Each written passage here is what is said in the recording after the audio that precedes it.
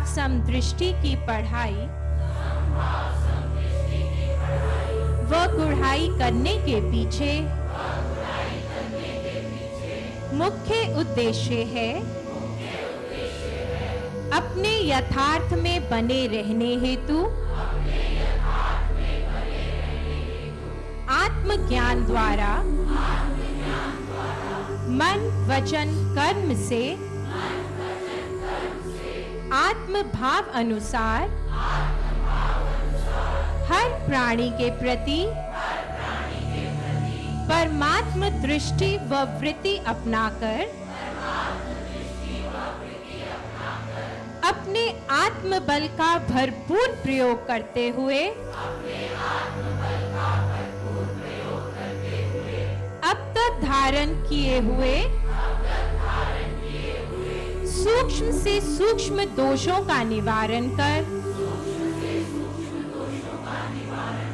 श्रेष्ठ विद्वान गुणवान बलवान धनवान बुद्धिमान व ज्ञानवान बन सज्जन भाव का वर्ताव कर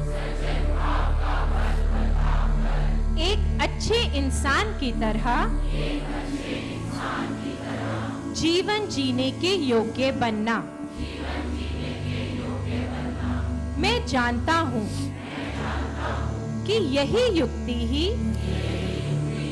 मेरे हृदय में शांति रूपा शक्ति द्वारा मुझे सदा हर विकृति व अमंगल से रक्षित रखने का अचूक हथियार है। इस हेतु मैं अपने इसी उद्देश्य सिद्धि के लिए सर्वव्यापक भगवान से बल बुद्धि व सुमति प्रदान करने की प्रार्थना करता हूँ।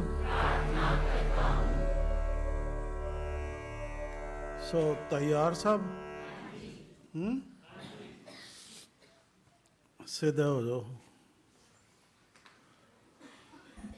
और ध्यान इधर कर लो। ध्यान से ही सुनना जो बात होगी, ठीक है? सबसे हाईएस्ट पैकेज किसने लेना? सबने? सारे अमीर बनना चाहते हो?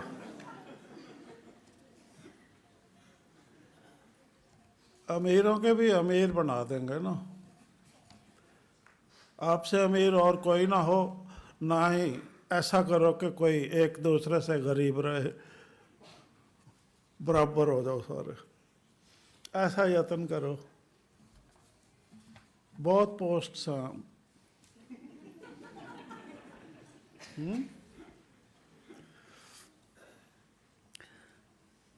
करें शुरू?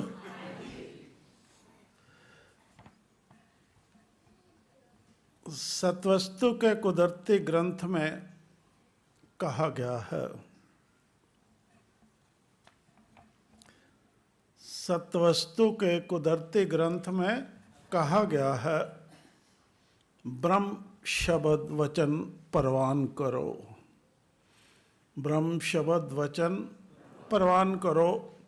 ब्रह्म शब्द बड़ा महान है। अब जो ऐसा करता है, मानता है कहना सबुत्तर आवागमन ओदा मिट गया, उस पालिया आत्मिक ज्ञान है। वो आत्मज्ञानी बन गया। अब वो कैसे बनता है?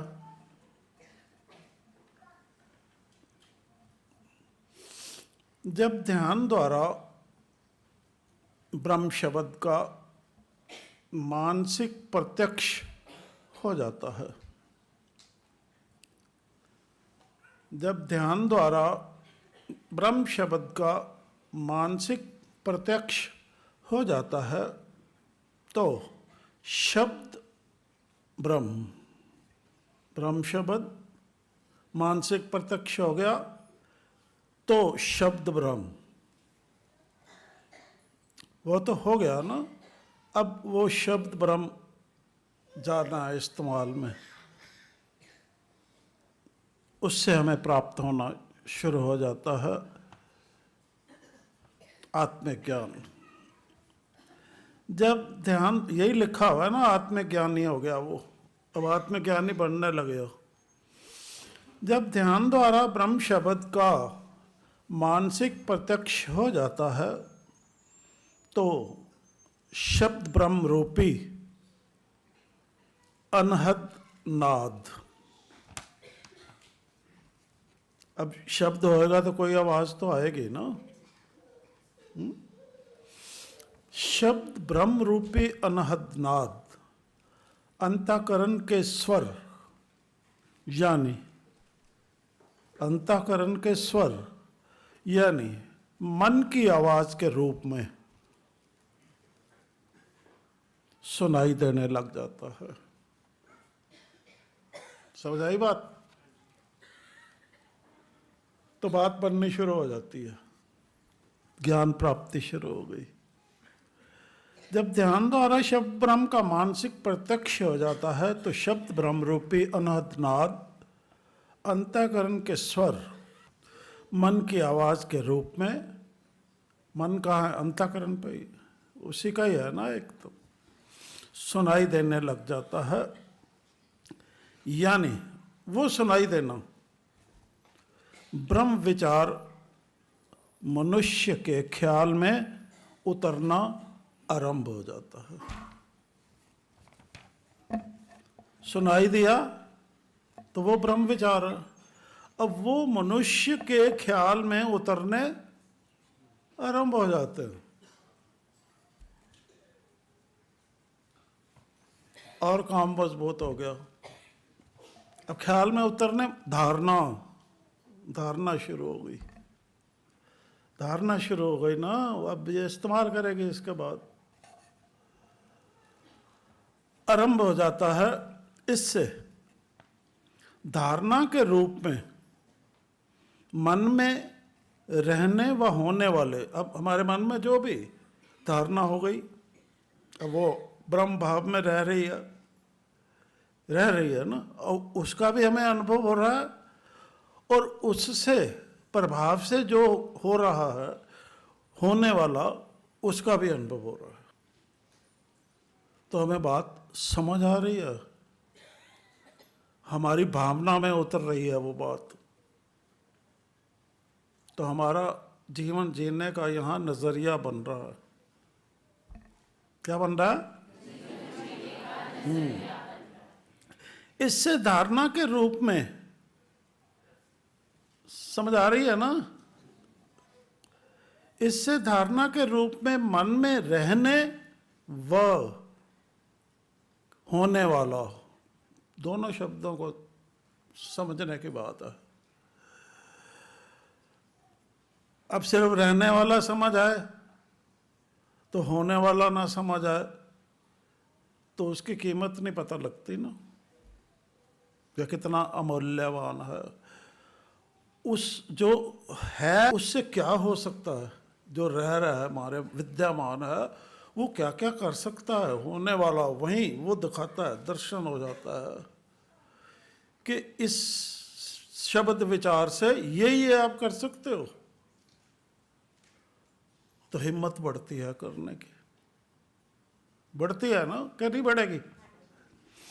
इससे धारणा के रूप में मन में रहने व होने वाले इन्हीं विचार युक्त भावों का सत्य बोध करना सहज हो जाता है। मन की इस एकाग्र अवस्था से ब्रह्म का बोध होते ही ब्रह्म विद्या स्वतः ही प्राप्त होने लगते हैं। सतयुग का चलन, कोई ग्रंथ नहीं पढ़ना पड़ता, सब शांत हो जाते हैं। फिर मन ही मन इस पर जो विचार आए फिर मन ही मन इस पर बार बार विचार चलता है, चिंतन फलता है।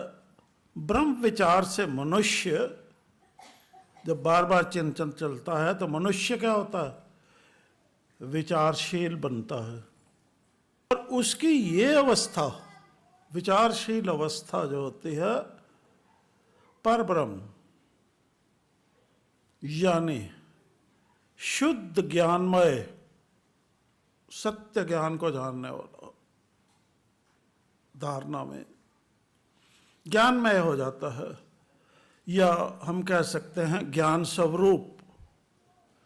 अब जो ज्ञान स्वरूप है और ज्ञानमय है, वो अपने आप को तो ताकतवर समझेगा ना कि मैं सब कुछ कर सकता हूं, अब मेरे तुल्य कौन है, मुझे किसी की जरूरत नहीं अब।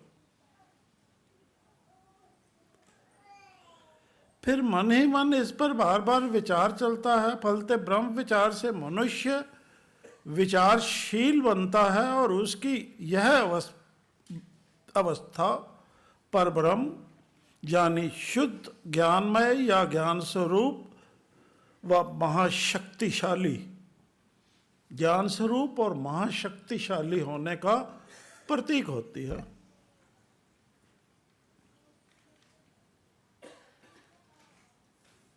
जो भी ज्ञानी होगा समझेगा ना मैं सब कुछ कर सकता हूं,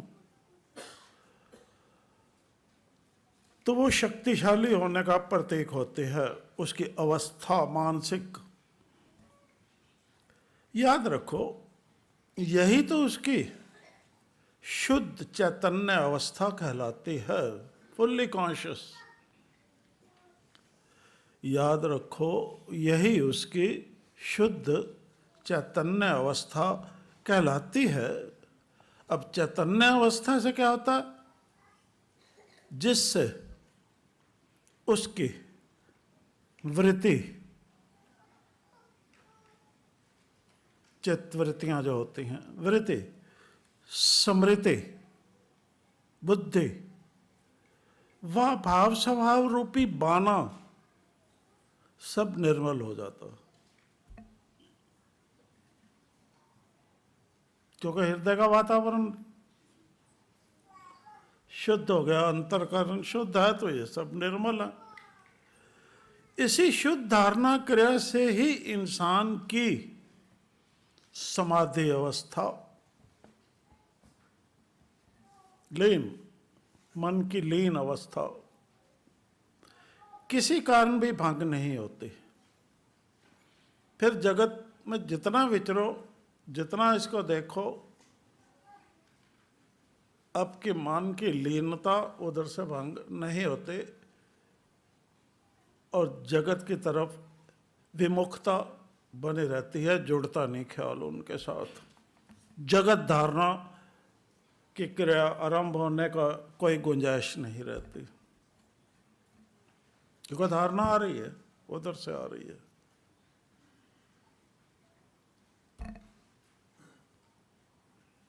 तो कितना सुंदर काम है। इसी शुद्ध धारणा क्रिया से ही इंसान की समाधि अवस्था किसी कारण भी भंग नहीं होते, यानी धारणा और ध्याता, यानी ध्यान और ध्याता, जो हमारा ध्यान है, और ध्याता जो ध्यान लगा रहा है, या जिसकी तरफ ध्यान लगा के बैठे हैं हम, ध्यान और ध्याता का भान नहीं होता।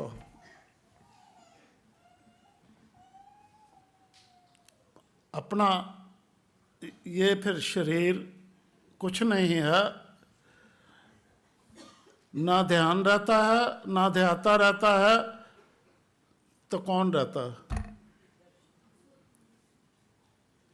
जिसका ध्यान लगा रहे हैं, ध्येय, ध्येय रहता है, वही हमारा स्वरूप होता है। हम अकर्ता भाव से कर रहे हैं, कुछ नहीं कर रहे, उसको समर्पित विचार ईश्वर है, अपना आप वही होता है। फिर कौन ध्यान लगाने वाला है? समझ आ रही बात? ना ध्यान और ना ध्याता का भान होता है, तो फिर सब फुरना खत्म, ध्यान ही रहता है और हम उसको व्यवहार में उतारते हैं, आचरण वैसा ही करते हैं, ईश्वरीय आचरण। अतः जानो कि युवावस्था की भक्ति भाव के अनुसार, ये युवावस्था की भक्ति भाव के अनुसार होता है, अपना ध्यान ब्रह्म में लीन रख पाने के योग्य, अपना ध्यान ब्रह्म में लीन रख पाने के योग्य भक्त या उपासक कह सकते हैं, अपने मोक्ष, मतलब ही नहीं होता वो, अपने मोक्ष तक सीमित रहे तो वो मतलब ही है ना। भक्त को मतलब ही होना चाहिए कि मैं तो मोक्ष, बाकी जो होता होता रहे। ये ध्यान से समझने की बात है। अतः जानो कि युवावस्था के भक्ति भाव के अनुसार अपना ध्यान ब्रह्म में लीन रख पाने के योग्य भक्त या उपासक अपने मोक्ष व जगत के हित के लिए, जगत का भी हित करता है वो, परोपकार छोड़ता नहीं, सदा शब्द ब्रह्म विचार अनुसार निश्चित किया गया आचरण अपनाता है। कौन सा आचरण अपनाता है? शब्द ब्रह्म विचार अनुसार निश्चित किया गया। ब्रह्म शब्द वहां था, वो वहीं है। अब ये इस्तेमाल में आ रहा,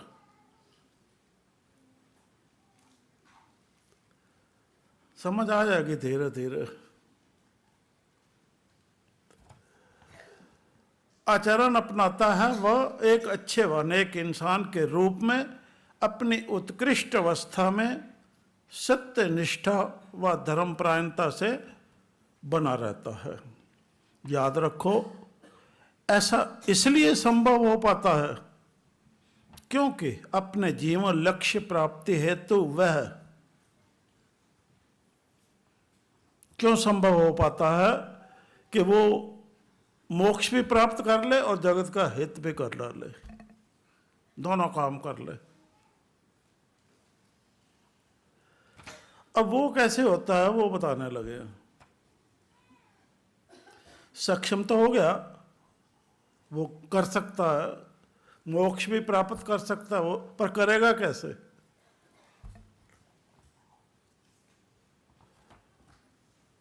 याद रखो, इसलिए ये संभव हो पाता है क्योंकि, याद रखो, ऐसा इसलिए संभव हो पाता है क्योंकि अपने जीवन लक्ष्य प्राप्ति हेतु वह ईश्वर द्वारा, अब ये करना है सबको, वह ईश्वर द्वारा, सुन रहे हो कहा ना, निर्मित सिद्धांतों, प्रक्रियाओं व नियमों की समझ रखता है,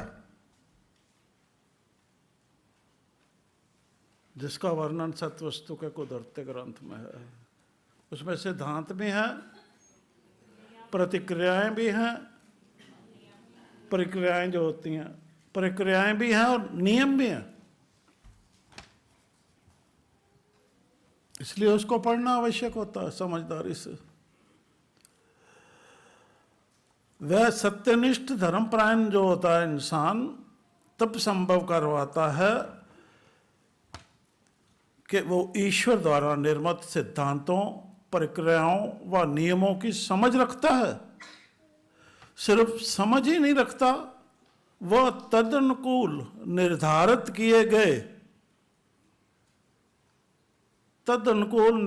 किए गए ईश्वरीय हुक्म, यानी थोड़े शब्दों में कहे हुए सांकेतिक कथन, ग्रंथ में जो लिखे हुए सांकेतिक कथन है, थोड़े शब्दों में। जब तक उनकी गहराई से पढ़ाई नहीं करते, समझते नहीं है, तो संकेत नहीं समझ आता ना वह क्या कह रहे हैं। वो तदनुकूल निर्धारित किए गए ईश्वरीय हुक्म, यानी थोड़े शब्दों में कहे हुए सांकेतिक कथन की पालना, वो जो संकेत कर रहा है। अब संकेत का खोल के अगली बार बताएंगे, जब वो जीव वाला बताएंगे जो कहा था। तो इतना सा संकेत है और कितनी बड़ी बात है और कितनी उपकारी बात है हमारे लिए, कितना उसमें गूढ़ ज्ञान है जगत में निर्लेप विचरने का और अपने आप को चरित्रवान अवस्था में बनाए रखने का। 4 लाइनों में ही वो ज्ञान है। तो थोड़े शब्दों में संकेत है, भाई ये करो। इस तरीके से पढ़ना होता है कि पालना हुक्म, यानी थोड़े शब्दों में कहे हुए सांकेतिक कथन की पालना पूरी श्रद्धा व निष्ठा से करता है। इसलिए ग्रंथ की तरफ श्रद्धा होनी चाहिए उनके विचारों के प्रति। यह नहीं पढ़ा है तो पढ़ा है, बस मेरे पास तो ग्रंथ है, वही अकड़। इसलिए मैं तो बहुत श्रद्धावान हूँ, श्रद्धा रखता हूँ, क्योंकि घर में रखा हुआ है।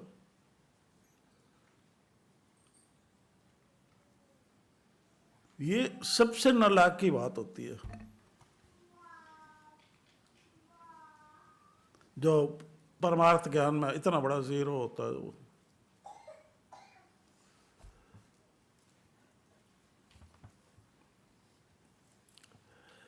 सो पूरी श्रद्धा व निष्ठा से करता है। क्या करता है? उन सिद्धांतों की पालना, प्रक्रियाओं व नियमों की। यही उसके सबसे उत्तम इंसान बने रहने का प्रेरणा स्रोत होता है। ये सिद्धांत जो होते हैं, ये नियम जो होते हैं, ये उसके उत्तम इंसान बनने रहने के प्रेरणा स्रोत होते हैं। और वह सदा अचल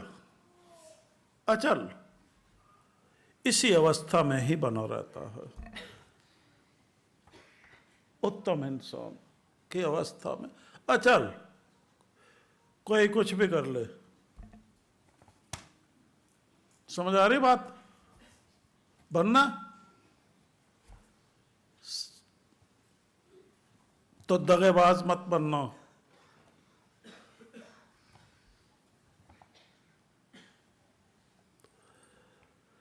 इससे ज्ञात हुआ कि ब्रह्म का बोध होते ही इंसान को ब्रह्म विद्या प्राप्त होने लगती है।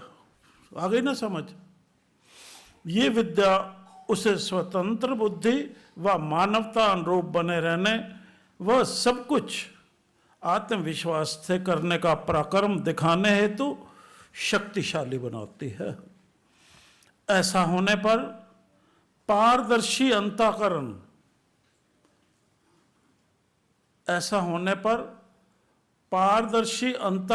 पर,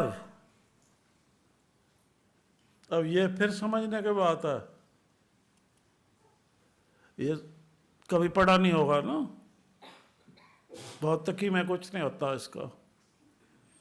ऐसा होने पर ये विषय ही बिल्कुल डिफरेंट है ना, अलग है और उत्तम है सबसे। ऐसा होने पर पारदर्शी अंतःकरण पर अंकित आत्मा में, अंकित आत्मा, ये ध्यान से सुनना, पारदर्शी अंतःकरण पर, पारदर्शी होता इधर भी नजर आ रहा है उधर भी नजर आ रहा है, दोनों तरफ, अंदरूनी वृत्ति में भी और बैरूनी वृत्ति में भी, अब सब समझ आ रही है उस पर, उनके प्रभावों से क्या हो रहा है, क्या होने वाला है, सब पता है। ऐसा होने पर पारदर्शी अंतःकरण पर अंकित आत्मा में, क्या कहा हमने? पारदर्शी अंतःकरण पर अंकित आत्मा में। अब थोड़ा हंस भी लेना, परमात्मा की छवि प्रकट हो जाती है। क्या होता है? परमात्मा की छवि प्रकट हो जाती है। कहां पर प्रकट होती है? पारदर्शी अंतःकरण में अंकित आत्मा में। अंकित आत्मा पर परमात्मा की छवि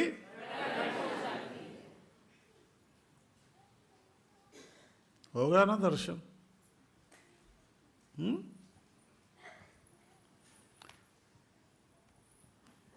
अब वो प्रकट हो गई, हो गई, एहसास करो प्रकट हो गई,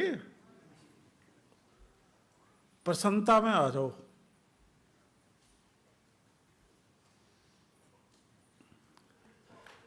हम पूरी पूरी गर्दन घुमा नहीं रहे ना, नहीं, फलतः इंसान का ख्याल उस प्रकट छवि के साथ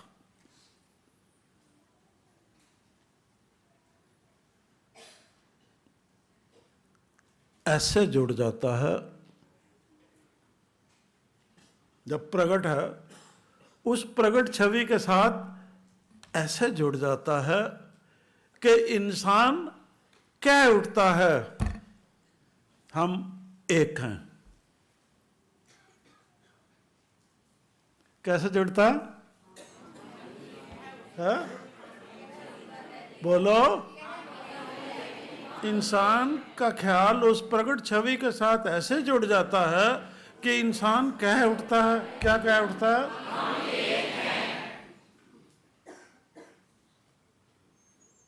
अगर हम एक है ना कहे तो क्या कहेगा? मैं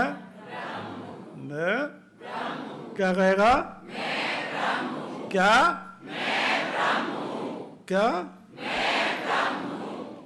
यानी एक रूपता का अनुभव होता है। भाई हम तो एक रूप है, अरे ऐसे इतना भुलेखे में रहे हम, फिर भी हम कुछ नहीं कहते अपने पूर्वजों को या और किसी को कुछ नहीं कहते जिन्होंने हमें इस अवस्था में लाकर खड़ा कर दिया।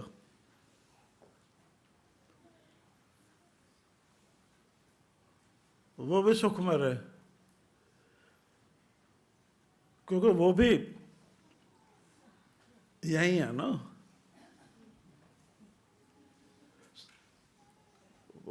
ये सज्जनता होती है।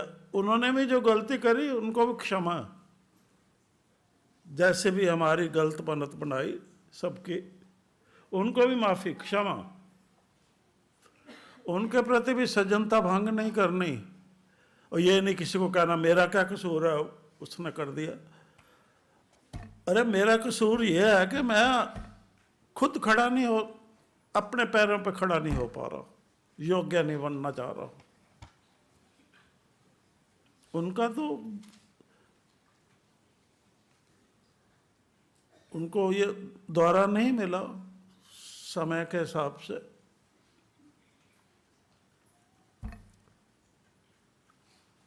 तो उनको भी कुछ नहीं कहना, मन में कोई उनके प्रति विरोध वगैरह नहीं रखना। क्या रखना?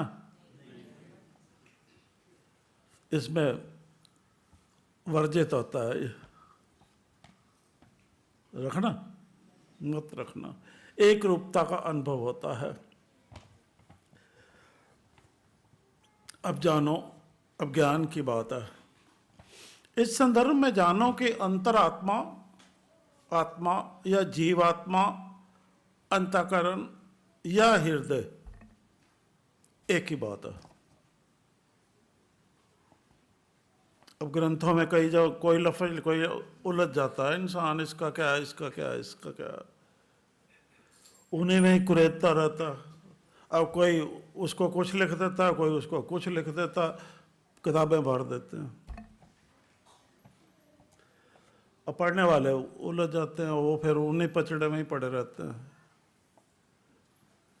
तो वो एक ही बात है। इनमें से कोई लफ्ज कहीं भी लिखा हो, एक ही बात है।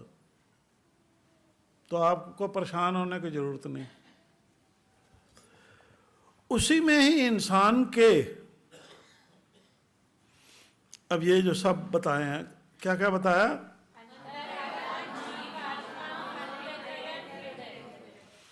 हाँ, उसको अंतःकरण कहो, हृदय कहो, आत्मा कहो, जो भी कहो, उसी में ही इंसान के जन्म का मूल तत्व, वह मूल तत्व होता, वह मुख्य अभिप्राय विद्यमान होता है कि तेरा जन्म क्यों हुआ। कहीं से पूछना नहीं पड़ता, सब बंद। तो हम स्वतंत्र हैं, हम उसी में ही विद्यमान होता है। ये समझ आया ना?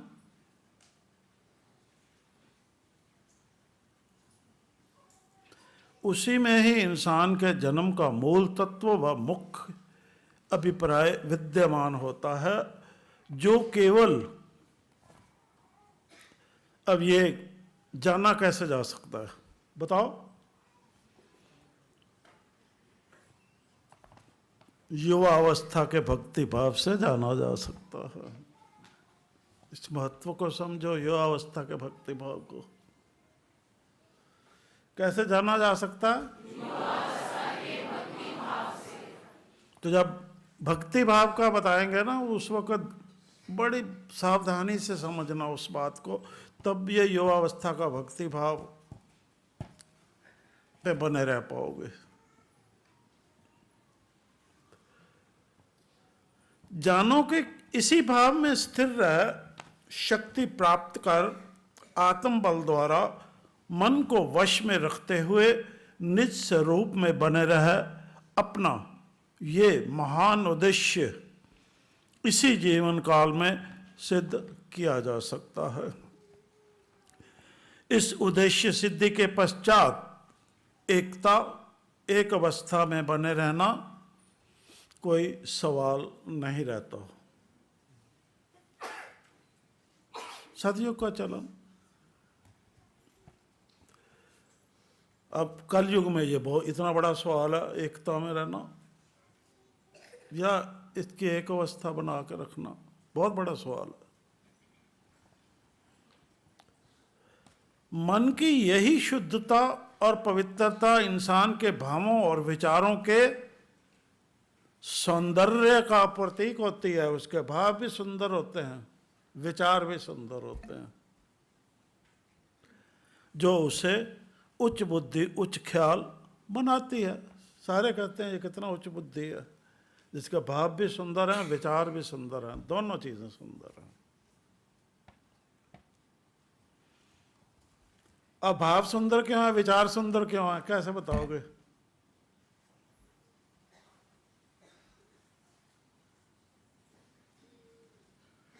ब्रह्म भाव विद्यमान है तो वो तो सबसे सुंदर है। अब ब्रह्म भाव से जो विचार शब्द विचार के रूप में प्राप्त हो रहे हैं, तो सुंदर में से सुंदर ही तो आ रहा है।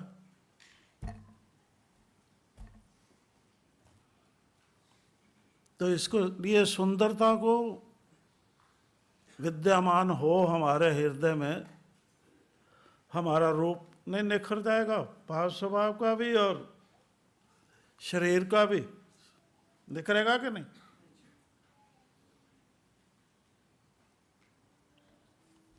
तो क्या होगा?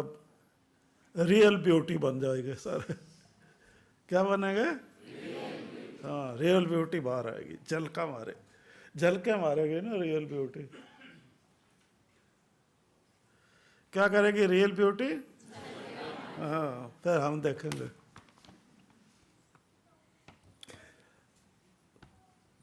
ये हमें अच्छा लगा। मन की यही शुद्धता और पवित्रता इंसान के भावों और विचारों के सौंदर्य का प्रतीक होती है, जो उसे उच्च बुद्धि उच्च ख्याल बनाती है और वह इस जगत में यानी तीनों लोकों में अपना नाम रोशन कर लेता है। इस उच्च अवस्था को प्राप्त करने हेतु सतवस्तु के कुदरती ग्रंथ में कहा गया है, हुण अंदर जुड़ो जी बैरोनी छड़ो रीति। आ गया ना याद? अब सिर्फ यहां तक नहीं रखना याद तक, ये कान रस है, फंस जाओगे। इसको भी अगर हफ्ते खोल देंगे, ये कान रस से आगे क्यों बढ़ना है, अभी तक तो हम यहीं अटके हुए हैं। बड़ा अच्छा लगता है सुन के, बस खत्म। हुण अंदर जुड़ो जी बैरोनी, एक तो ये सुर ऐसे निकालती है और अच्छा लगता है, तो वहीं अटक जाता है, वो नहीं। हुण अंदर जुड़ो जी बैरोनी छड़ो रीति, बैरोनी वृत्ति विच लाभ न कोई, अंदरूनी वृत्ति विच प्रसन्नता होई। हुण प्रसन्नता होई जी बैरोनी छड़ो रीति, हुण अंदर जुड़ो जी बैरोनी छड़ो वृत्ति। अर्थात अपने जीवन का आधार अपने अंदर ही है, बाहर नहीं। बाहर मत खोजो, बाहर के अंदर बंद, ताला लगा दो।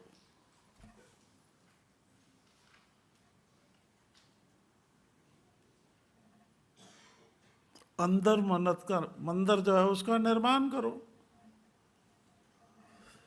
अर्थात अपने जीवन का आधार अपने अंदर ही है, बाहर नहीं। इस सत्व को मानो और अपनी प्रवृत्ति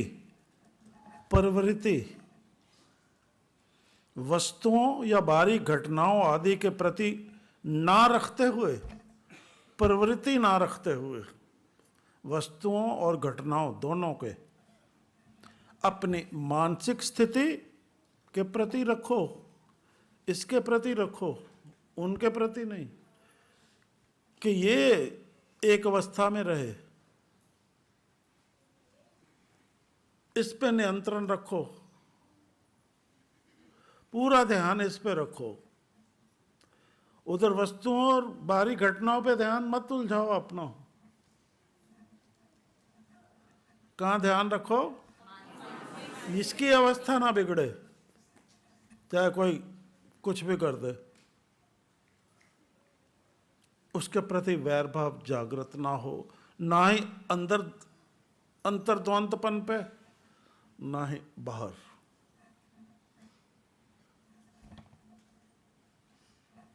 नहीं तो बिगड़ जाएगा अवस्था, बिगड़ जाएगा ना। और हर पल बिगड़ता है ना, बिगड़ता है तो हम इंसान नहीं है।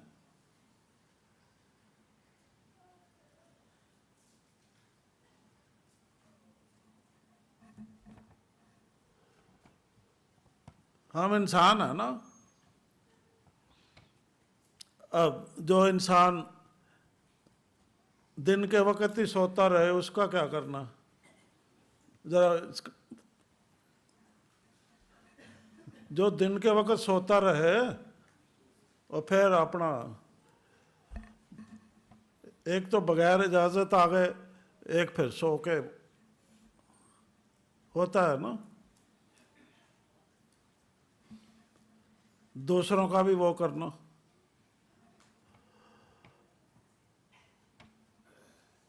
अरे ये तो कितनी बार हो चुका है ऐसे।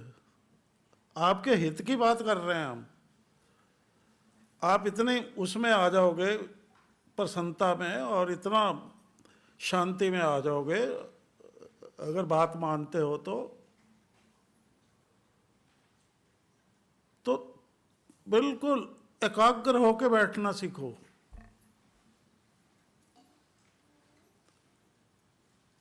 क्योंकि अब हम स्पष्ट बात कह देते हैं सीधी,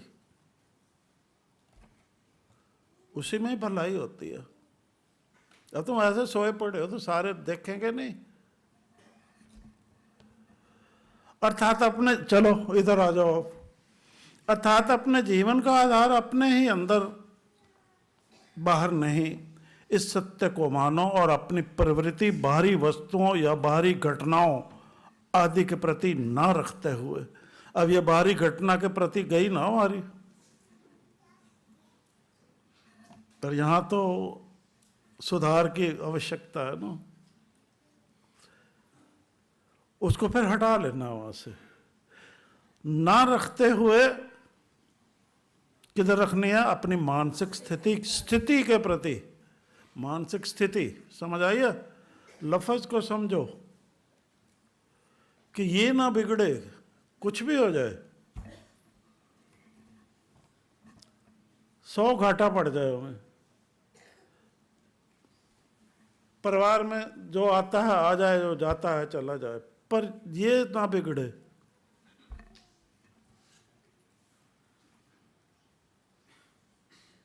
यहां हम कमजोर पड़ गए हैं।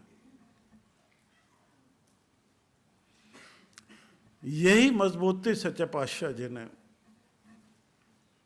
कृपा समझ लो, तो आपको भी लेनी है और बच्चों को भी देनी है। निर्माण का साल है ना ये। अपनी मानसिक स्थिति के प्रति रखो, इसके लिए अपने अंदर की ओर अभिमुख हो जाओ। बाहर से विमुख, अंदर की ओर अभिमुख हो जाओ, तब कर पाओगे, बाहरी बातों के प्रति नहीं। सो निंदा चुगली जरा, तर्क वितर्क, क्या कहा आपने?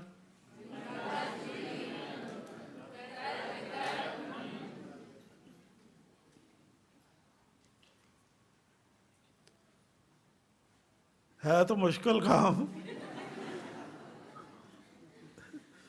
क्योंकि जो भौतिक ज्ञान पढ़ा हुआ है वो जोर मारता अंदर से, जो परिवारजनों ने दिया हुआ है, संसार से लिया हुआ है, वो जोर मारता है। उस वक्त जोर मारता है तो निकलता है बाहर, निकलता है ना। इंसान रुक नहीं पाता बेचारा, चाह कर भी नहीं रुक पाता। बाद में सोचता है अरे मैं तो बहुत रोकने की कोशिश करता हूं, पर ऐसा ही होता है। हाँ? पर बहादुर बनना है, क्या बनना? हाँ, मानसिक स्थिति यहां ध्यान रखना, ये न बिगड़े। बात करने से, तर्क करने से बिगड़ जाएगी। और विचार पे तर्क हो रहा, बताओ,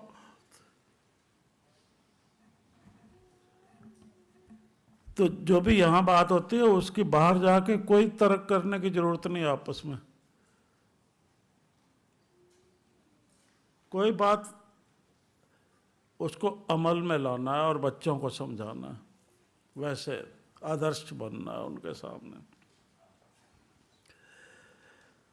अंदर की ओर अभिमुख हो जाओ, बाहरी बातों के प्रति नहीं। जानो, अब ध्यान से सुनो सारे। जैसे हमने कहा बड़ा मुश्किल होता है ना, ये अपने आप में वह तप है। तप, नियंत्रण रखना तप है। तप करो, ये अपने आप में वह तप है जो इंसान को बाह्य विश्व की अपेक्षा, अगर ये तप कर लेते हो, ये कंट्रोल कर लेते हो अपने पे ना, तो इंसान को बाह्य विश्व की अपेक्षा करने लगता है। अपनी मानसिक स्थितियों के प्रति अधिक अनुराग रखने की प्रवृत्ति में ढालता है। उधर का मोह हट गया, इधर चला गया।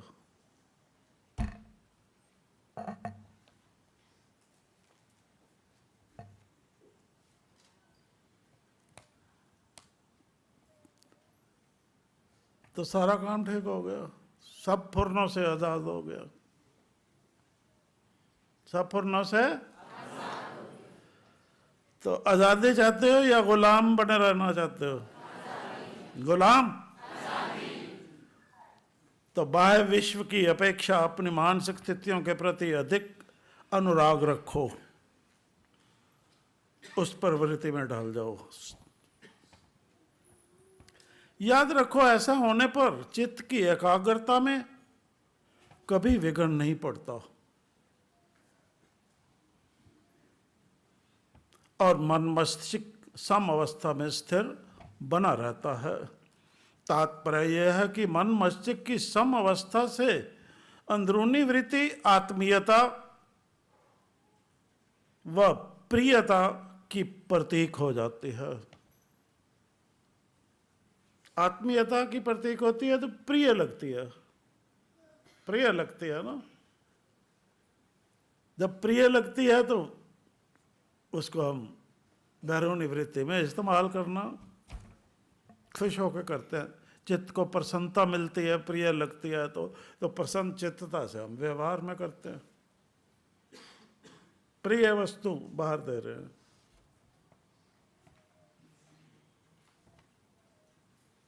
तो फिर क्या होता है, जबान भी सज्जन हो जाती है और सब सज्जन हो जाता है। प्रियता की प्रतीक हो जाती है और उसका अंदरूनी वृत्ति जो है अवस्था, आत्मा में जो है परमात्मा। अब ऐसा होने से क्या होता है, आत्मा में जो है परमात्मा उससे करीबी संबंध हो जाता है। आपने माँ से अनुराग रखा, बाप से रखा, इसको दोस्त बनाया, इससे अनुराग रखा, तो आपका करीबी संबंध हो जाता है कि नहीं? ठीक वैसे ही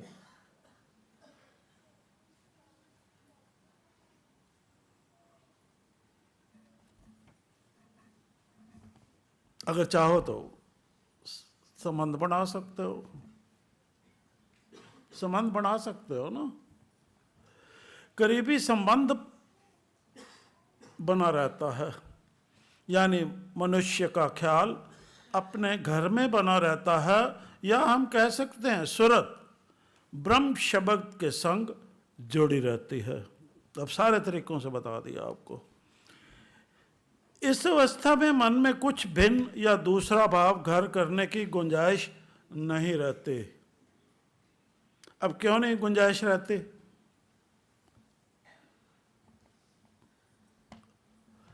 क्योंकि बाह्य विश्व की तो अपेक्षा हो गई, तो कहां से आएगा? आपका अनुराग ही खत्म हो गया तो कहां से आएगा और भाव?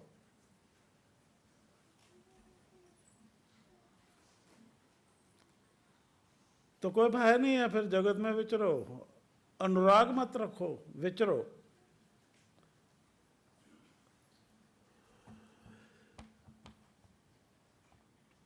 फलतः हृदय मन या अंतःकरण सदा एक रस विशुद्ध रहता है और इंसान को निज यथार्थ स्वरूप का स्वतः बोध बना रहता है। इस प्रकार समभाव नजरों में स्थित हो जाता है। फिर वहीं आ गए। इस प्रकार समभाव नजरों में स्थित हो जाता है और समदृष्टि रूपा गुण के विकसित होने का हेतु होता है। वो स्थित हो गया, समदृष्टि रूपा गुण विकसित हो जाता है। ऐसा बुद्ध यानी समभाव समदृष्टि इंसान बनना चाहते हो? समभाव समदृष्टि इंसान तो इधर देखते रहो। फिर कई दफा देखने से भी काम बन जाता है, देखने से ही काम बनता है। ब्रह्म भाव जो विद्यमान होता है वो दृष्टि गोचर होता है, तभी काम बनता है। ये कह रहे हैं, कहने का मतलब ये है। ऐसा बहुत व समभाव समदृष्टि इंसान आत्मा की आवाज पहले सुना ना, यानी अंतःकरण का, आत्मा की आवाज क्या होती है? अंतःकरण का निर्देश।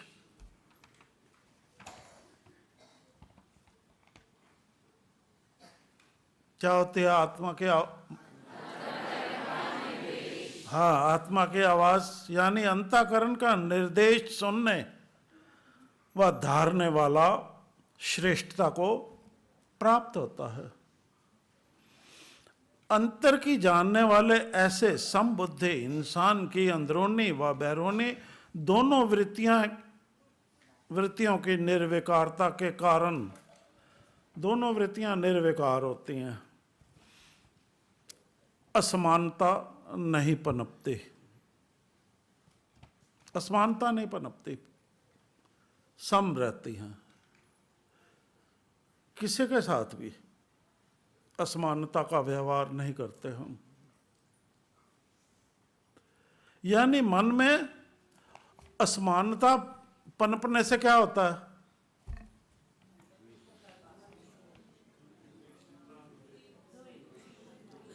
जो त्रेता युग में सबसे पहले हुआ, जिसने त्रेता युग बना दिया, कपट।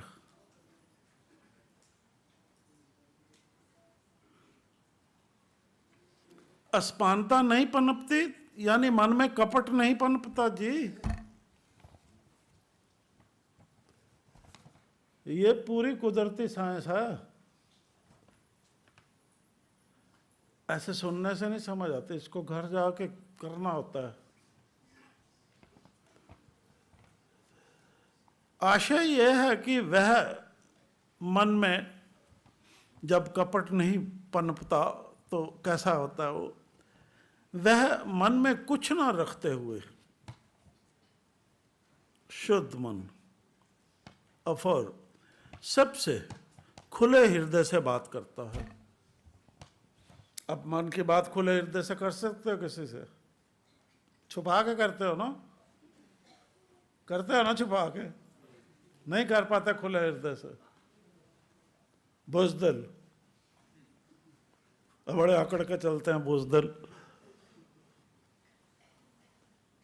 अरे ऐसे बुज़दिलों को तो 1 सेकंड में धराशायी कर सकते हैं।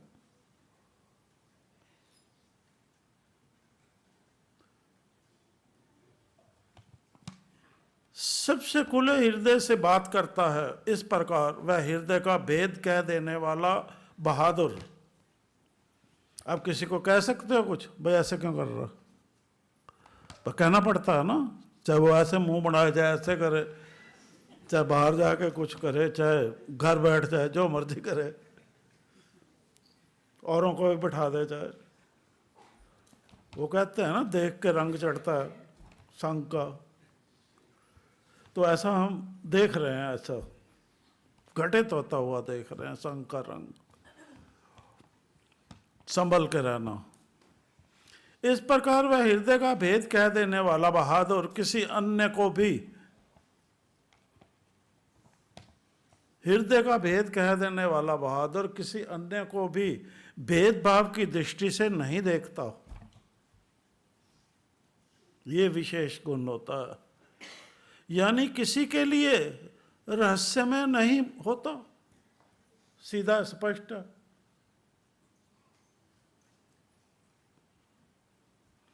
इससे उसके हृदय आकाश, उसके भीतर स्थित गुप्त रूप में मन, कहाँ होता है मन?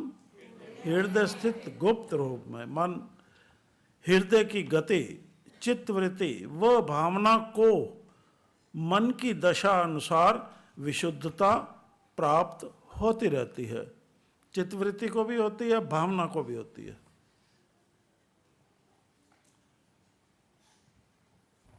तो जो ब्रह्म विचार है वो जा रहा है भावनाओं में, जा रहा है ना, मन में विद्यमान हुआ और आगे जा रहा है। चित्तवृत्ति में गया, बड़ी खुश हुआ, प्रसन्नता बन गई ना चित्त, और भावना में उतर गया। अब स्वभाव बनेगा, बार बार चलेगा तो मजा आ जाता फिर। अब जिस इंसान के हृदय का अंदरूनी वृत्ति का चलन ऐसा होता है,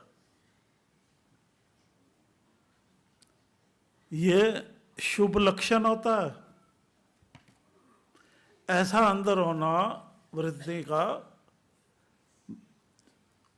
भाव का आगे बढ़ना, चित्त में जाना, आगे भावना में उतर जाना, ये क्या होता है? ये शुभ लक्षण होता है। हमारे लिए कुछ शुभ होने वाला है या हम कुछ शुभ करने वाले हैं। अब हम शुभ करने योग्य हो गए, अब हम शुभ करने वाले हैं।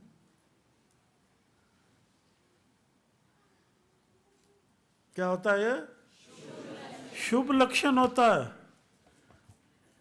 ये शुभ लक्षण होता है चिंता या संताप की वेदना से रहित।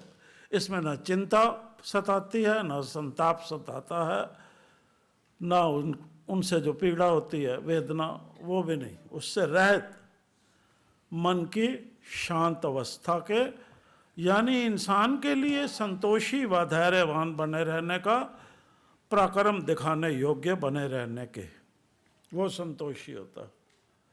और धैर्यवान होता है तो सच्चाई धर्म कैसे नहीं चलेगा? वो रास्ते से कौन हटाएगा उसको? कोई ताकत है हटा सके? फिर उस बहादुर को कौन हटा सकता? तो हमें बहादुर बनना जी। करता दिल बहादुर बनने का तो बनो, कौन रोकता? अगर कुछ जीवन में करना है तो ये करो, इसको प्रायोरिटी दो सबसे। याद रखो, संभव दृष्टि की युक्ति, ज्ञान नेत्र खुले रख, सब कुछ अंदर से धारने, ज्ञान नेत्र खुले रख, सब कुछ अंदर से धारने, यानी सत्य धारणा करने व उसे ही बाहर वर्ताव में लाने की युक्ति है। संभाव समदृष्टि की युक्ति अंदर से ही, और बाहर वर्ताव करो। अपने ज्ञान नेत्र खुले रखते हुए सत्य ज्ञान प्राप्त कर पाने के योग्य ऐसा इंसान जो युक्ति को इस्तेमाल करने में परिपूर्ण हो जाता है, वो इंसान विशुद्धता और स्पष्टता का प्रतीक होता है। इस अवस्था को प्राप्त करने पर इंसान भीतरी गुप्त बातों का सत्य जान जाता है। इसके अतिरिक्त वह अपने शरीर के भीतरी अंगों, और फिर ध्यान से सुनो, ये साइंस दान ऐसा कैसा होता है, उसको फिर वो भौतिक ज्ञान से वो साइंस नहीं सीखनी पड़ती। इसके अतिरिक्त वह अपने शरीर के भीतरी अंगों जैसे हृदय, मस्तिष्क आदि को सम अवस्था में क्रियाशील रखते हुए सबसे आत्मीयता अनुरूप व्यवहार करता है।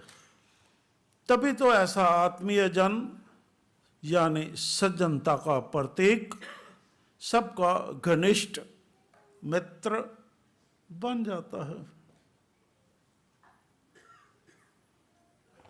तो फिर गाता फिरता मेरा मित्र है जिथे हो किथे। इस संदर्भ में यह भी जानो कि जो इस प्रकार संभाव दृष्टि की युक्ति अपनाता है, वह व्यवहार में लाता है, वह स्वतंत्र बुद्धि होता है। जानो, उसे कभी भी किसी अन्य पर निर्भर नहीं होना पड़ता।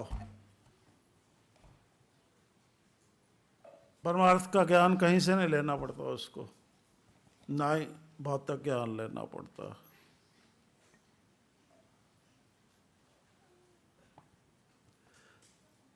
क्योंकि वो खुद ही ज्ञान स्वरूप है, तो आवश्यकता कहाँ पर है? कहाँ पर है?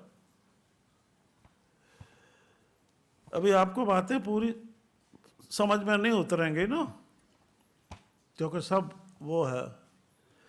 हैरान होकर मत बैठो, परेशान होकर भी मत बैठो, ऐसे ही होता है।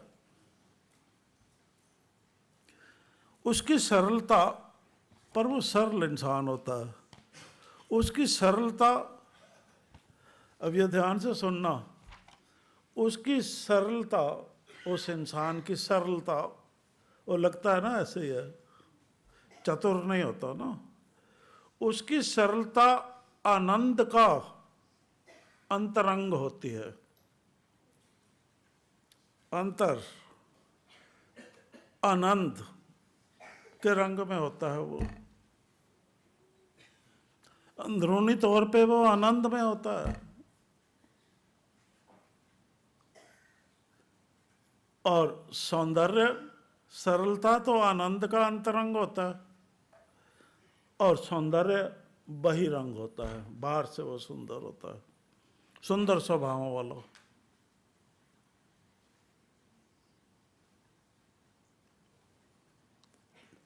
क्या होता है बताना जरा।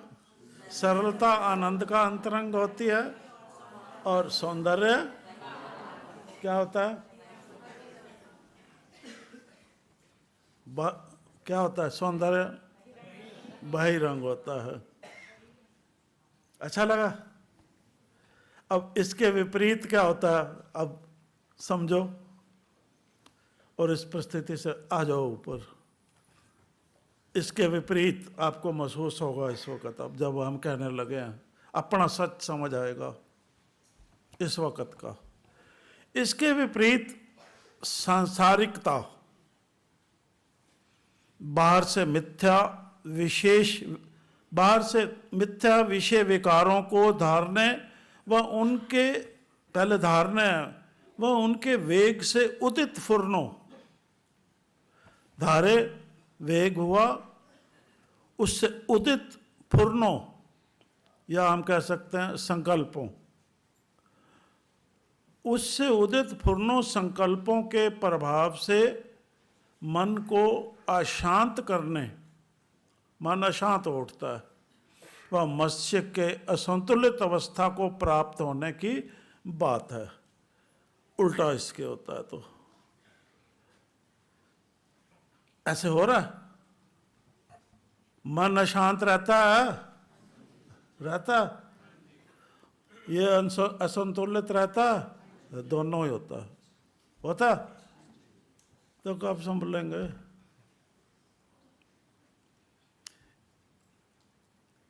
इस अवस्था में वो अंतरंग का क्या हुआ, बहिरंग का, अंदरूनी और बैरूनी में। इस अवस्था में ध्यान अंतर जगत से हटकर वो अंतरंग का आनंद खत्म हो गया, और सरलता भी खत्म हो गई। बाह्य जगत की ओर हो जाता है,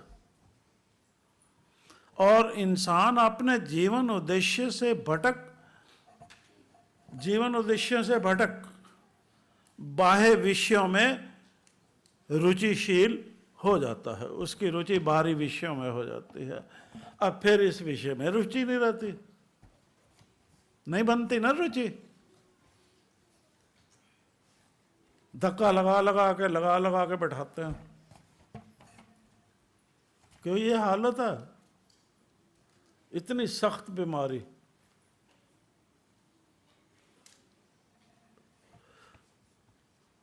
रुचिशील हो जाता है। इस प्रकार आत्मीयता का भाव व व्यवहार छूट जाता है, और ख्याल परमार्थ से छूट स्वार्थ में उलझ बेघर हो जाता है। तात्पर्य यह है कि इंसान की पकड़ से विचार का छूटना उसके अचेतन अवस्था को प्राप्त होने का प्रतीक होता है। तो वो फुल्ली कॉन्शियस नहीं रह सकता, काम करता है, बिगाड़ता है, करता है, बिगाड़ता है। अगर संवारता भी है तो तनाव में रहता है। अचेतन अवस्था को प्राप्त होने का प्रतीक होता है। तो वो ना मोक्ष प्राप्त कर सकता है, ना जगत का हित कर सकता है, स्वार्थी हो जाता है। अहंकार, हाँ मैं फंस जाता है। तो कैसे फंसता है वो सारे पता लगेगा आपको। इस प्रकार वह अविचारी कुकर्म धर्म के मार्ग पर अग्रसर हो जाता है। तभी तो जो सांसारिकता को अपनाता है वह पराधीन हो जाता है। और उसके लिए निर्विकारता से जीवन जीना असंभव हो जाता है। पराधीन निर्विकारता से जीवन नहीं जी सकता। हुक्म मिल रहा है उसको कि ऐसा कर, रिश्वत खा या झूठ बोल, तब नौकरी सलामत है।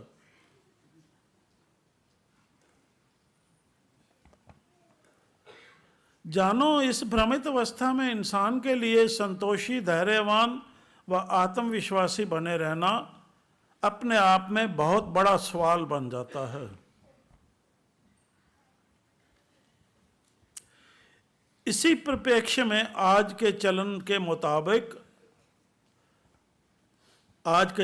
मुताबिक जिसमें फंसे हुए हो, इंसान चतुराई, अब देखो इंसान की चतुराई, इंसान अंतरंग घटिया होते हुए भी, मन मैला होते हुए भी, दुष्ट होते हुए भी, अपना इंसान अंतरंग घटिया होते हुए भी बहिरंग आकर्षक दिखाने में चतुर होता है। बाहर से बड़ा मैं बहुत अच्छा हूं दर्शाता है। यही करते हैं ना, अरे मेरा भेद ना खोल दे भाई, ये बुराई जो है, मैं बुरा हूं, वो बुरा प्रकट ना हो जाए, ऐसे ढकते हैं चतुराई से उसको। अंतरंग घटिया होते हुए भी कितना बड़ा धोखा। बहिरंग आकर्षक दिखाने में चतुर होता है। कहने का मतलब है कि आज का मानव सच्चरित्रता के स्थान पर बाहरी तड़क भड़क यानी दिखावे में, हर पहलू से बता रहे हैं आपको, बाहरी तड़क भड़क यानी दिखावे में अधिक विश्वास रखता है और उसी भाव अनुसार स्वार्थ व परमार्थ दोनों में ही, परमार्थ में भी कर जाते हैं सज्जन, ये जो बने बैठे हैं, अपने अधीन बना रहे हैं, जो दोनों में ही बाह्यकृत करते हुए औपचारिकता निभाते हैं। ये कर दे, ये कर दे, ये कर दे, औपचारिकता निभाते हैं, यथार्थ कुछ नहीं है, बना रहे हैं सबको। जब वो छुपा रहे हैं तो वो भी छुपा रहे हैं कि हमारे पास अंदर कुछ नहीं है परमार्थ, पर है, ये ऐसे करो तो है, चतुराई से दिखा रहे हैं।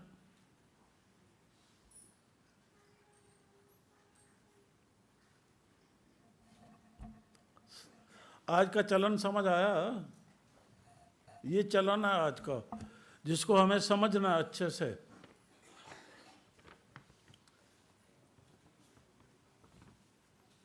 ध्यान दो कि मनुष्य के पापों और पुण्यों का साक्षी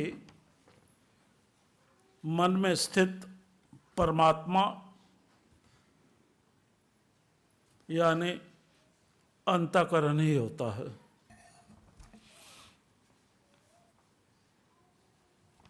अगर पुण्य है तो अंतःकरण शुद्ध है, वो साक्षी है। अगर पाप है तो अंतःकरण मैला है। अंतःकरण मैला है तो आप सत्य धारणा कर ही नहीं सकते, ना ही वहां सत्य प्रकट होगा तो धारणा कहां से करोगे।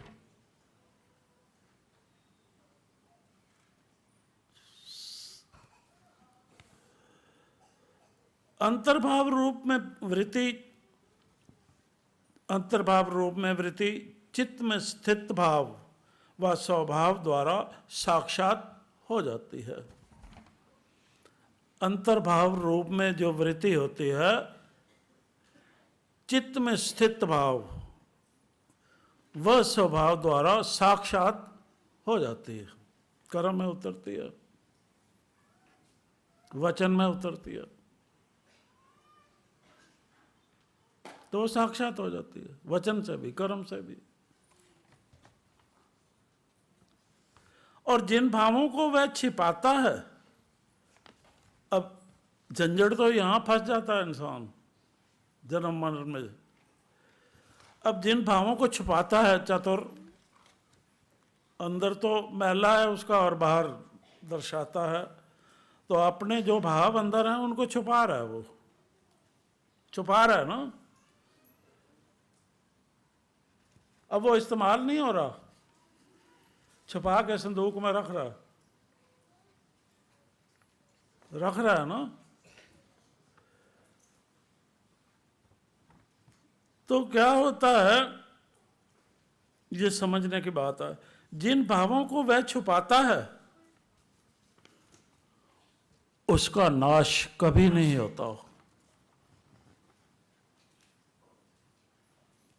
वो तो पड़े हुए हैं, आपने इस्तेमाल ही नहीं किया,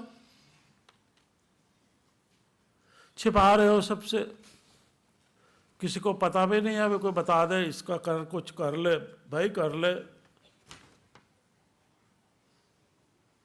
तो अपनी कब्र खुद खोद रहे हो, ये होता है ना। जिन भावों को वह छुपाता है उनका नाश कभी नहीं होता। वह संचारी भाव, वे संचारी इकट्ठे हुए इकट्ठे होते रहते हैं। अब इस्तेमाल करा आपने, घिया लाए तो इस्तेमाल करा, खत्म, ला के रखते रहे तो क्या होगा, इकट्ठा होता रहेगा। तो उससे बाद में कोई अच्छा मिलने वाला, अम्मा जी भी नहीं चढ़ाएंगी। वह संचारी भाव वासना के रूप में, वासना आएगी ना, वे संचारी इकट्ठे हुए, वे सारे गंदे भाव जो हमने अंतरंग मैला था वो बाहर नहीं किए, मैला था ना, गंदे भाव थे ना वो, अब वो वासना छोड़ने लगे। वासना के रूप में जन्म जन्मांतरों तक संग बने रहते हैं, छोड़ते नहीं वो, और माया के कपट रूप में सामने आकर, माया के कपट रूप में सामने आकर इंसान के रास्ते में विघ्न बाधाओं के कारण बनते हैं। तो हमने विघ्न अपने बो दिए,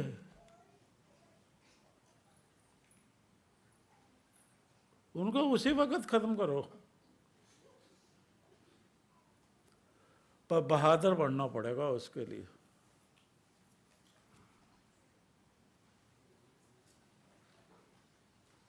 बहादुर बनना पड़ेगा। फलतः इंसान तुच्छ वस्तुओं के संकलन में यत्नशील रहते हुए व्यर्थ ही इधर उधर घूमता रहता है और निराधार बातें करते हुए सदा झुकता रोता रहता है। जान लो कि ऐसा इंसान पर आश्रित होकर कमजोर इंसानों की तरह जीवन यापन करता है।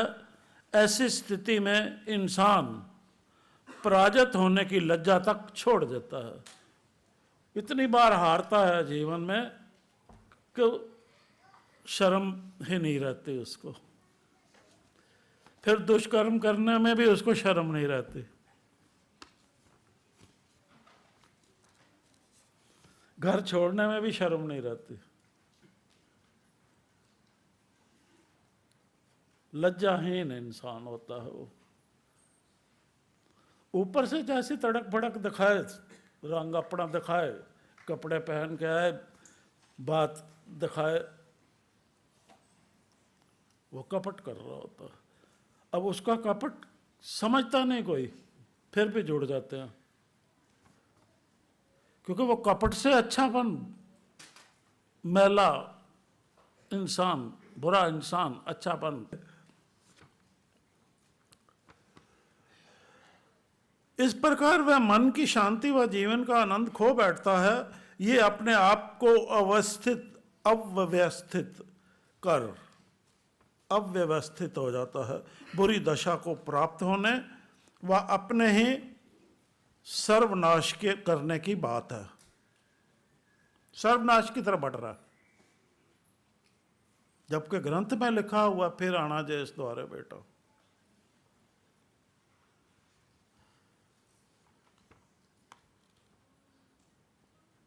हमारे साथ ऐसा ना हो, इस हेतु हमें ब्रह्म भाव अनुसार सब में विशेष व सबसे निर्लेप रहते हुए, छोड़ना भी नहीं किसी को, विशेष रहना सब में, और निर्लेप रहते हुए जीवन जीने के योग्य बनना है।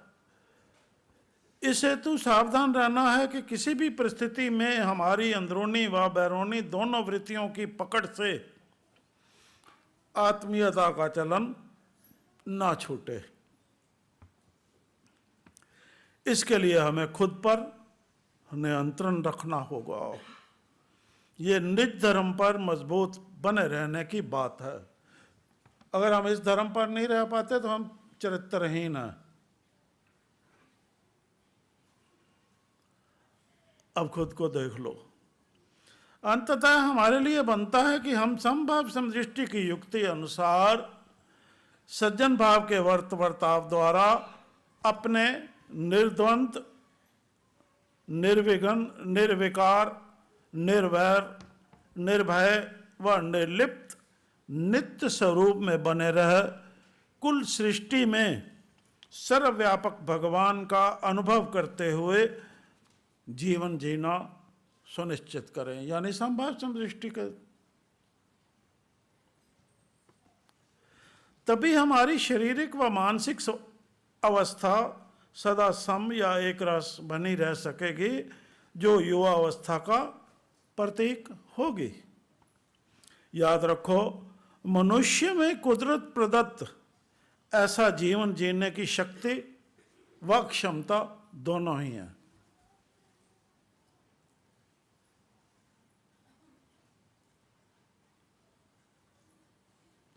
मनुष्य में ऐसा जीवन की शक्ति व क्षमता ये दोनों ही हैं। तो ये सतयुगवासियों ने साबित करके दिखाया कि हैं। तो हम कहें नहीं है जी, तो हम मूर्ख हैं।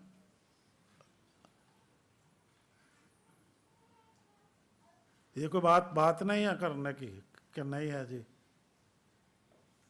हम नहीं कर पा रहे, अब तक कर सके इसके लिए लगता नहीं है जी, पर है जी, साबित हुआ। कौन झुठला सकता है इसको? ये टॉनिकों से नहीं होने वाला कुछ भी, ना ही टीकों से होने वाला। ठीक है। तभी तो मनुष्य रूप ईश्वर की सबसे अन्य सब कृतियों से उत्कृष्टता का प्रतीक माना जाता है। अतः अपने यथार्थ स्वरूप व बल को समझो। अपने यथार्थ स्वरूप व बल को समझो व उसी पर स्थिर बने रहे। अपने व सबके लिए निष्कामता पूर्वक जीवन जीने का चलन अपनाना हितकर समझो। क्या कहा हमने? कौन सा जीवन? जीवन अपनाना हितकर समझो।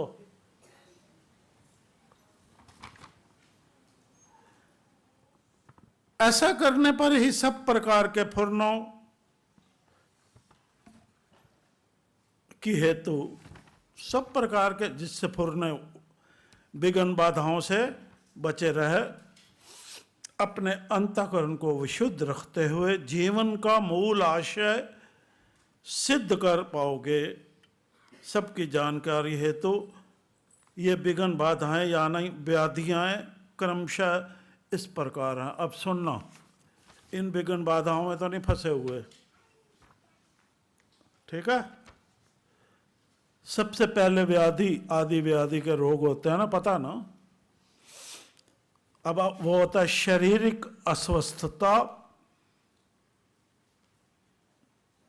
एक, यानी या दूसरा वियोग आदि से उत्पन्न मन का कलेश या रोग। एक तो शारीरिक अस्वस्थता से होता है आदि व्याधि, एक कोई वियोग हो जाए तो, कोई आपसे बिछड़ गया,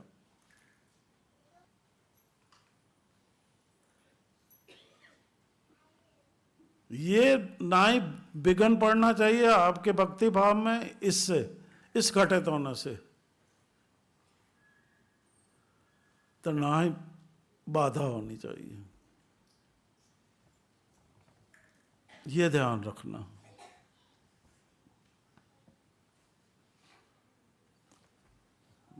बहुत हिम्मत चाहिए ना, हिम्मत है सब में, होने तो जो होता है।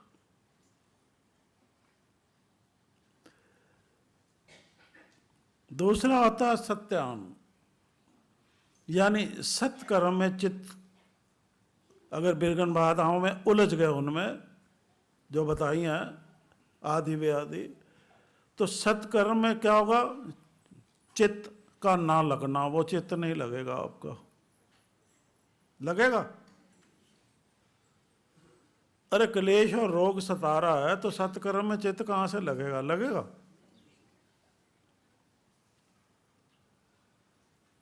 तो क्या होगा? निकम्मे इंसान। ये ना होना निकम्मापन, अकर्मणता, निकम्मापन, निकम्मा इंसान। जो अस्वस्थता और वियोग से संतप्त हो जाता है, क्लेश जो होता है उससे, उसमें उलझ जाता है, मानसिकता अपनी उलझा बैठता है और असंतुलित हो जाता है, सोच में चला जाता है, वो सत्कर्म चित्त नहीं कर सकता, निकम्मा इंसान होता है वो किसी काम का नहीं रहता। ऐसा हो चुका है ना? तो क्या होता है निकम्मा? संशय, संशय में चला जाएगा। संशय में गया तो क्या होगा, कोई भी ज्ञान निश्चित ज्ञान को धारण नहीं कर सकता, तो धारण नहीं कर सकता तो वो उस अनिश्चय आत्मिक हो जाएगा। अविद्या जिसको कहते हैं, अज्ञान, अज्ञानी,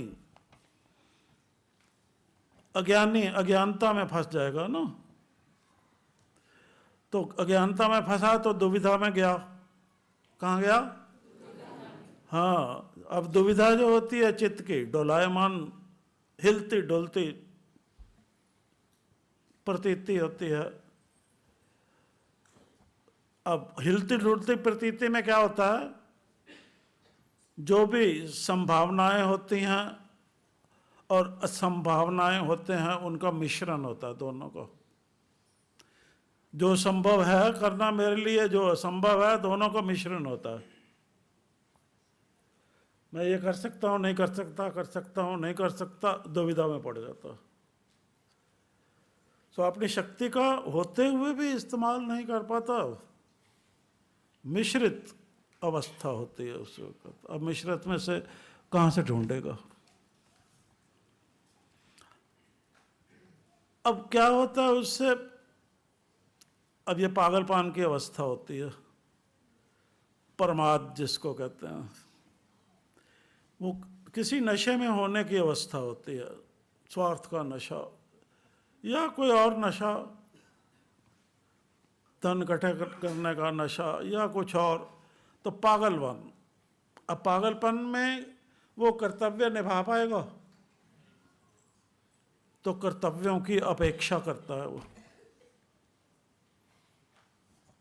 कर्तव्यों की अपेक्षा करता है, और जो भी काम करता है परिणाम का विचार किए बिना ही अनुचित काम कर जाता है।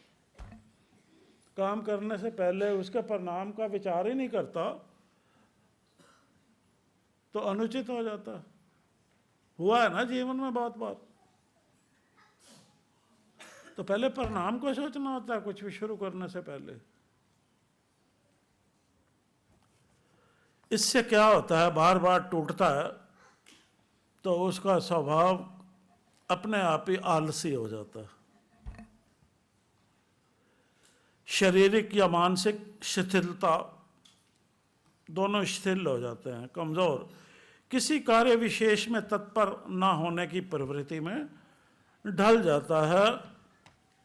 अब ऐसा होने पर अवृत्त हो जाता है वो, यानी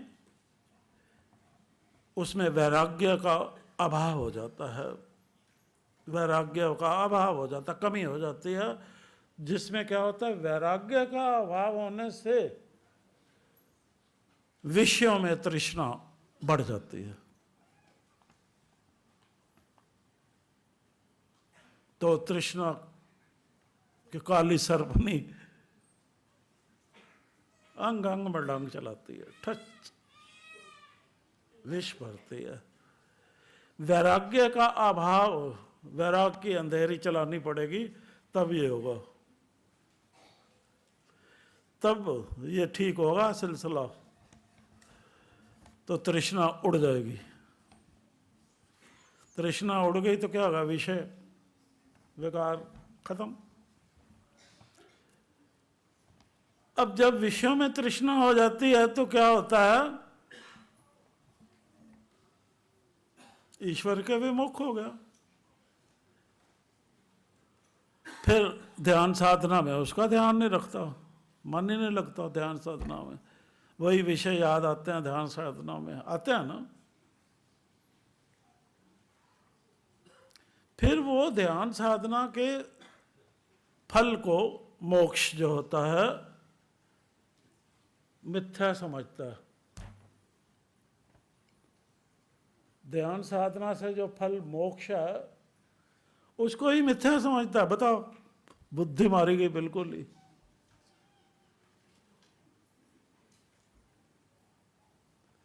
कितना बड़ा अव्यचारी है।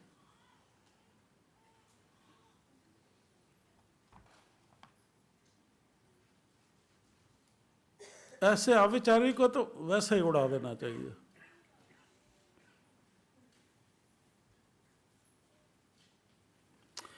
हम मिसाल नहीं दे रहे भाई त्रेता में ऐसे हुआ कैसे उड़ा दिया, वो हम मिसाल नहीं दे रहे ताकि घबरा ना जाओ। तब भी उड़ा दिया था। अभी तो हम बात तक ही सीमित रहते हैं।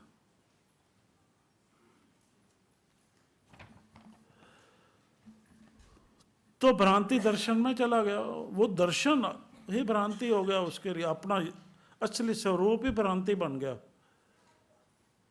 जब मिथ्या समझने लगा, शरीर मिथ्या, उसको तो सच समझने लग गया और निज स्वरूप को मिथ्या, तो भ्रांति हो गया ना, भ्रांति दर्शन।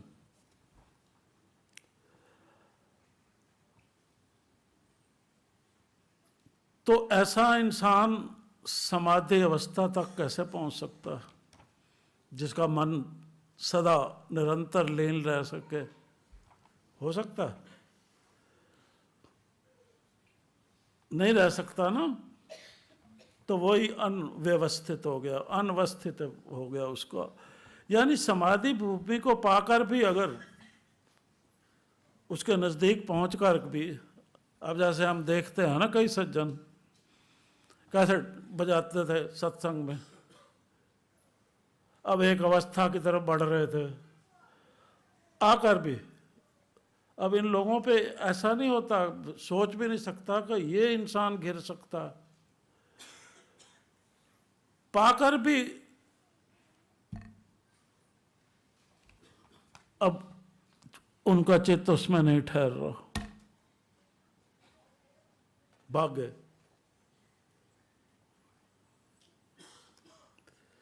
समाधि भूमि को पाकर भी उसमें चित्त का ना ठहरना,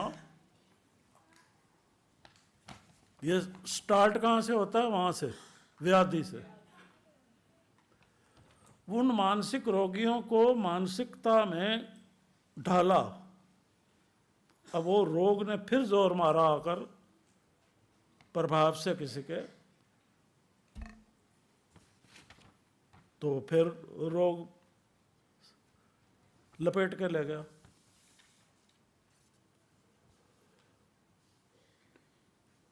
तो आगे का नतीजा जब नज़र आता है हमें तो हम थोड़ा उसमें हो जाते हैं। इस संदर्भ में ये भी जान लो कि ये वैसे हो जाता है, क्यों होता है। इस संदर्भ में ये भी जान लो कि अंतरिक्ष में छाए हुए धूल जैसे सूक्ष्म कणों के बादल, पता नहीं लगा उनको किसने उनके अंदर फूका कुछ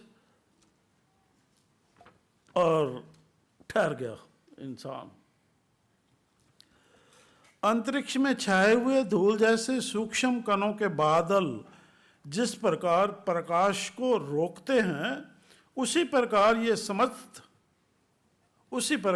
समस्त विघ्न बाधाएं जो बताई हैं आपको, अज्ञान अंधकार के छा जाने के कारण हृदय से प्रकाश के लुप्त होने का हेतु बनती हैं।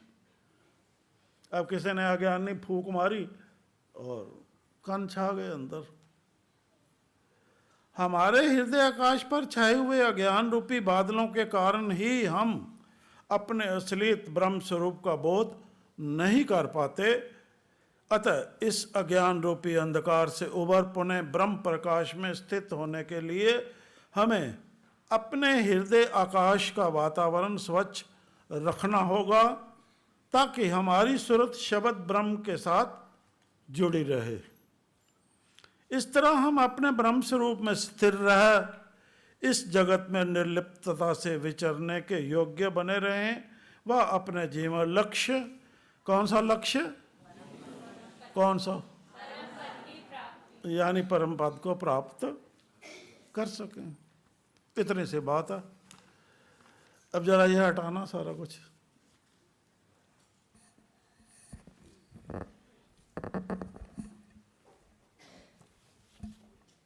आओ जी,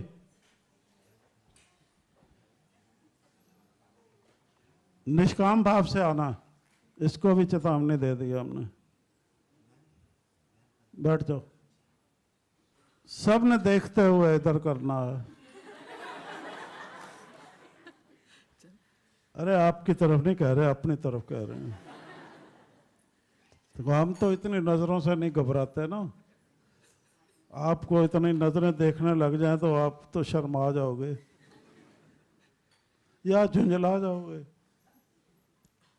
चलो चलो।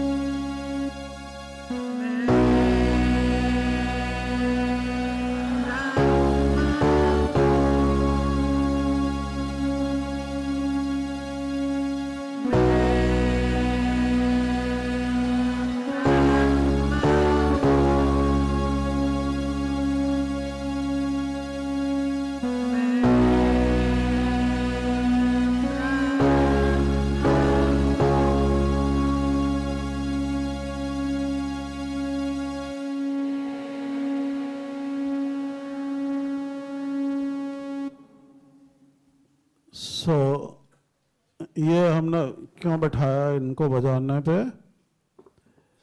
हम ये आप सबको बताना चाहते हैं और उत्साह में लाना चाहते हैं कि अगर ये सज्जन यहाँ बैठ के इतना बजा सकते हैं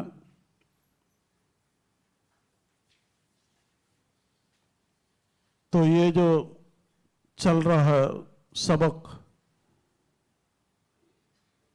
आपको भी किसी को भी कमज़ोर नहीं समझना चाहिए, क्योंकि ये भी कमज़ोर समझते थे कि मैं नहीं बजा सकती, नहीं बजा पाऊंगी। तो कमज़ोर कोई नहीं है, आप में से कोई कमज़ोर नहीं है।